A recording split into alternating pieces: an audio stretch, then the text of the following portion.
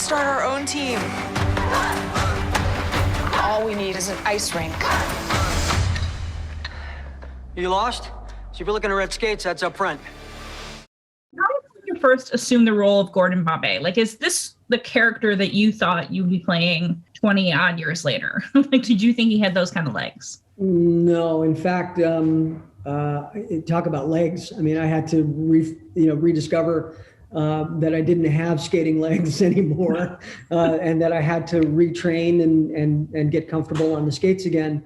But in truth, I mean, it's been an interesting trajectory. I mean, I've spent the last 25 years kind of in my own self-imposed wilderness, making independent films. My exit from mainstream movies happened in '96 when this film was released.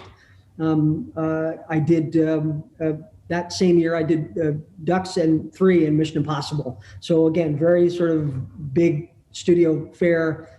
Got out of that and did my own thing. So it feels to come full circle 25 years later, and now using Mighty Ducks Game Changers as a re-entry vehicle for me as an actor is unexpected, even for me.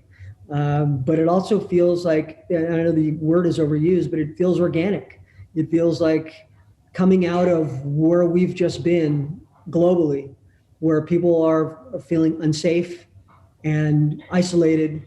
This is a show that people are able to tuck into and feel familiar and feel comfortable, and it's and feel somewhat like it's comfort food in a world that feels so chaotic. I mean, yeah, one of the things I was asking Lauren about was like working on this, like, what did you, just like even producing the show, making the show, like, you know, you guys were supposed to go into production around when the pandemic started, and then it kind of got pushed back. Like, what did you learn about making a show during COVID? How difficult it was, and I don't advise it. I honestly, I would, given the choice, I would have preferred to wait, because generally what happens on a show or a movie is that you're able to create a social atmosphere and a community offset. Mm-hmm. where you're visiting, where you're going out to dinner, where you're going to events together, and you're creating that community that's then that energy translates to the on-screen life, and you bring all of that.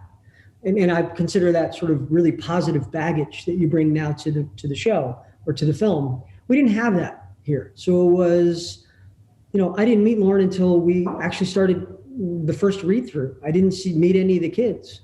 And that was the COVID world that we were living in that prevented any of that sort of camaraderie and bonding to happen that ultimately is something that you carry on throughout the life of the show. So the masks on, masks off, being escorted back and forth to your trailer, no sitting around, telling jokes to the crew. And it was really, really a difficult adjustment.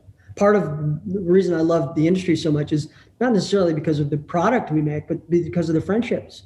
You get lifelong friendships are created during the course of making a film, and we didn't get a chance to experience that with this. Why do you care so much? Because you care.